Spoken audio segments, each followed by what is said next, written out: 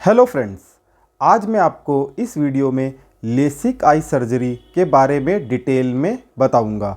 मैं डॉक्टर अभिषेक गोयल, एक senior consultant optometrist and contact lens specialist हूं।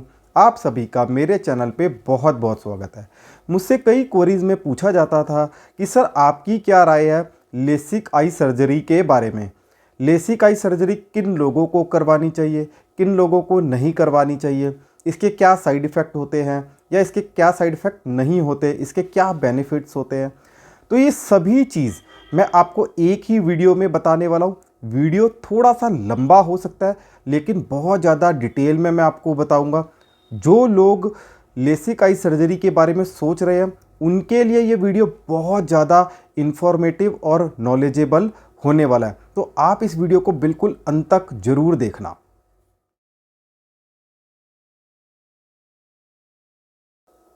तो जब भी हम लेसिक आई सर्जरी के बारे में सोचते हैं या करवाने जाते हैं तो ऐसी 4 चीज़ों का आपने ध्यान रखना है जिसको कि अगर आप फॉलो कर लोगे तो कभी भी आपकी सर्जरी गलत नहीं होगी और आपको हमेशा बेनिफिट ही मिलेगा। उसमें से सबसे पहला जो पॉइंट है वो है आपकी एज।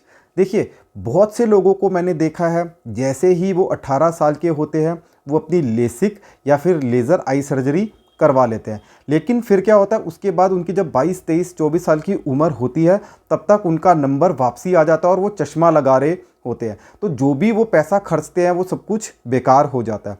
तो इसलिए मैं क्या रिकमेंड करता हूँ वो है कि अगर आपकी एज 22 साल या 22 से ऊपर हो तभी आप इस सर्जरी के बारे में सोचें, उससे पहले बिल्कुल भी ना सोचें।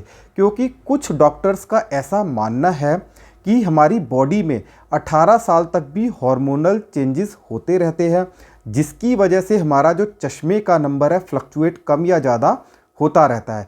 एक बार आपका नंबर स्टेबल हो जाए तो उसके बाद आप सर्जरी के बारे में सोच सकते हैं। तो मेरी जो राय है, अगर आपकी एज 22 साल या उससे ऊपर है तभी इस सर्जरी के बारे में सोचें। 18 साल में बिल्कुल भी इस सर्जरी के बारे में ना सोचें। दूसरा सबसे इम्पॉर्टेंट पॉइंट है वो है अगर आपकी पावर स्टेबल है तभी आपको ये ऑपरेशन करवाना है।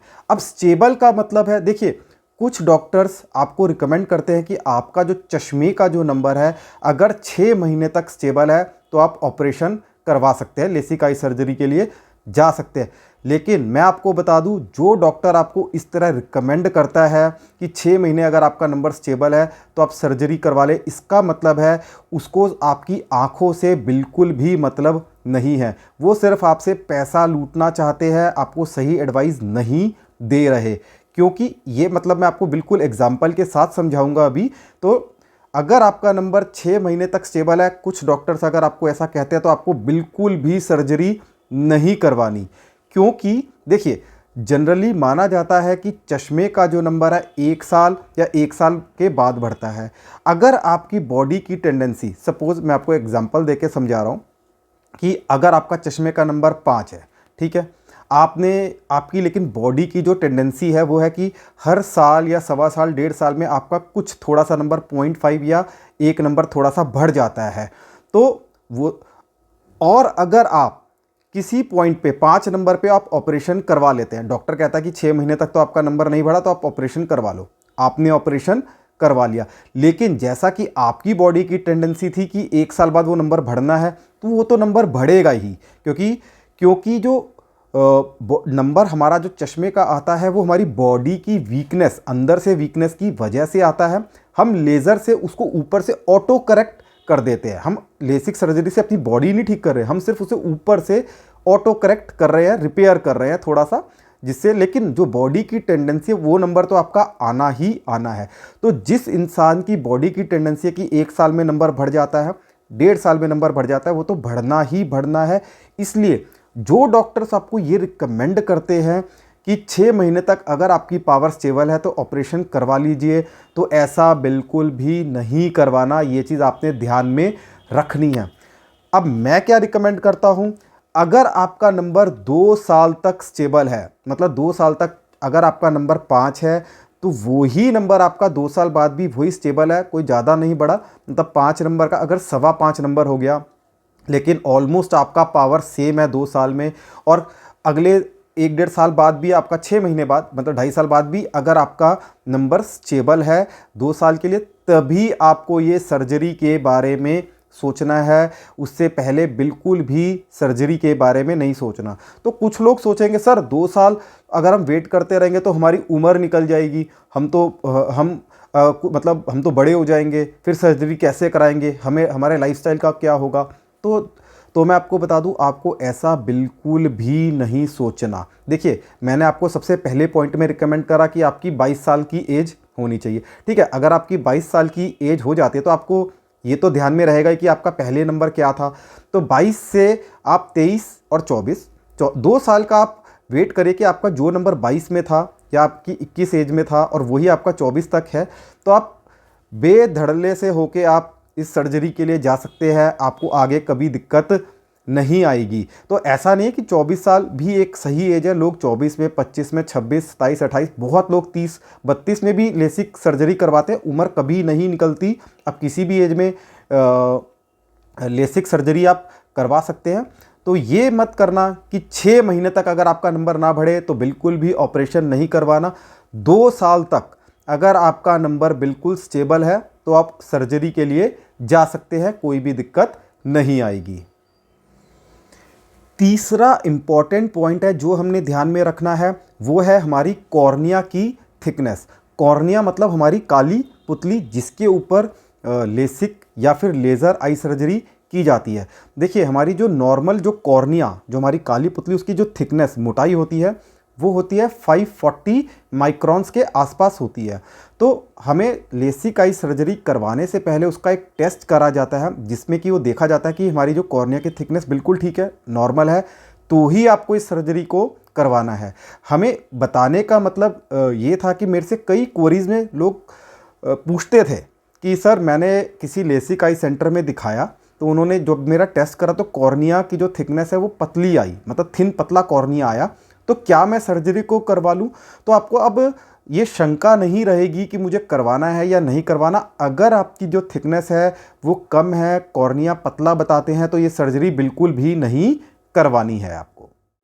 तो चौथा और लास्ट पॉइंट जिसको ध्यान में रखना है वो है जिसका हाई सिलेंड्रिकल पावर या फिर सिलेंड्रिकल पावर -4 से ज़्यादा हो या फिर 6 नंबर से ज़्यादा हो, तो उस केस में लेसिक आई सर्जरी आप में नहीं हो पाएगी। ये उसकी कुछ लिमिटेशंस कह सकते हैं, या फिर आपको नहीं सोचनी चाहिए। उसके लिए अदर ऑप्शंस है, वो आप सोच सकते हैं।